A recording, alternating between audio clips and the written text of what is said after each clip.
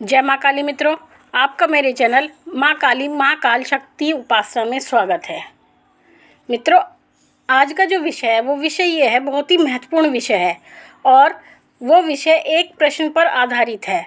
लेकिन वो प्रश्न विषय महत्वपूर्णता तो इसलिए मैंने वो प्रश्न इस वीडियो में लिया है और उसके बाद मैं आपको उसी के बारे में बताऊंगी। तो ये प्रश्न जो है मेरे दूसरे चैनल पर आया हुआ है, जिसका नाम है माँ काली माँ दुर्गा शक्ति संवाद। तो उस चैनल पर एक सब्सक्राइबर ने मेरे प्रश्न पूछा है, काजल शर्मा ने। उन्होंने मुझसे ये पूछा है, माँ जय माता दी, माँ गले में शीतला माँ का लॉकेट पहना पर गले में बहुत सारा वजन और चुभन जैसा कि गला कटने जैसे लगता है, इसका मतलब क्या है, प्लीज़ बताएं माँ।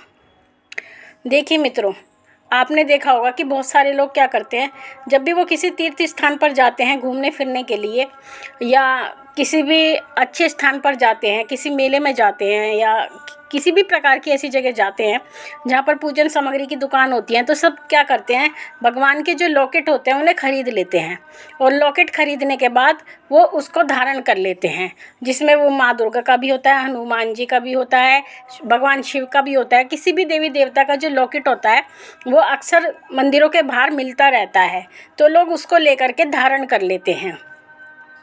तो धारण करने के बाद क्या होता है, तो जब आप धारण करते हैं उस लॉकेट को अपने गले में, एक तो जब आप धारण करेंगे किसी भी देवी देवता को तो उसका प्रभाव तो अवश्य ही आएगा। और जैसा कि इस बच्ची ने कहा है, इन्होंने शीतला माता का लॉकेट धारण करा था, तो शीतला माता कोई छोटी शक्ति तो है नहीं, बहुत बड़ी शक्ति है, बहुत रुद्र शक्ति है। तो अगर इन्होंने उनका लॉकेट धारण किया तो उसी लॉकेट के कारण इनको परेशानी शुरू हो गई। इसका कारण ये होता है, जब आप कोई भी ईश्वर का चित्र धारण करते हैं, लॉकेट में चित्र ही होता है या कोई भी चिन्ह होता है जो ईश्वर से संबंधित होता है, तो उसका अपना प्रभाव होता है।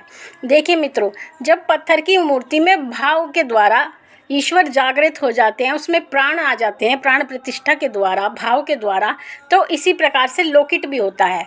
तो उस लॉकेट में भी वो प्रभाव जरूर आता है जिस देवी देवता का वो लॉकेट होता है, और आप उस लॉकेट को पहन लेते हैं।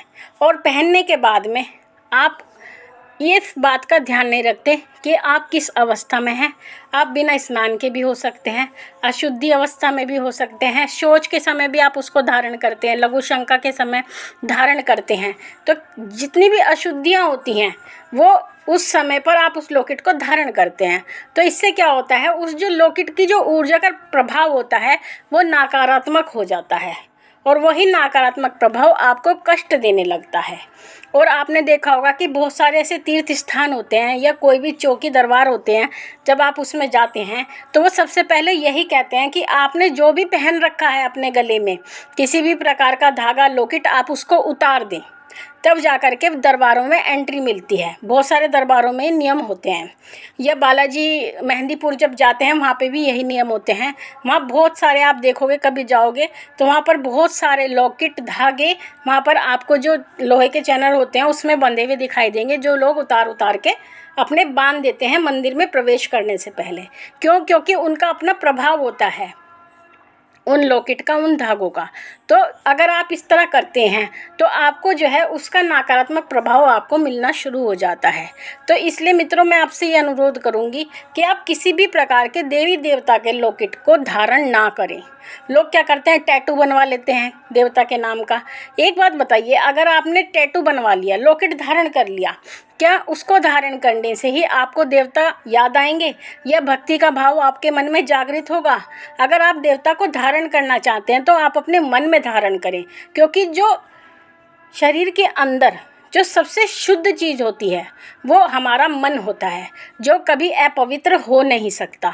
तो अगर आप इष्ट की साधना, आराधना करना चाहते हैं, उनके प्रति आपके मन में भाव है, तो आप उनको मन में धारण करें। लॉकेट के रूप में, टाटू के रूप में बिल्कुल भी उनको धारण ना करें। मेरा ये आपसे अनुरोध है और मैं इस बात का बिल्कुल विरोध करती हूँ, क्योंकि हमारी जितनी भी संस्कृति है, सनातन संस्कृति, उसका अपमान किसी भी प्रकार से नहीं होना चाहिए।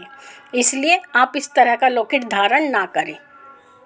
तो आशा करती हूँ मेरे द्वारा दी गई जानकारी आपको पसंद आई होगी। मैं फिर मिलूँगी आपसे एक नई जानकारी के साथ। तब तक के लिए माँ भगवती से यही प्रार्थना करती हूँ कि वो आपके भंडारे भरती रहे, आपकी सभी मनोकामनाएं वो पूर्ण करती रहे।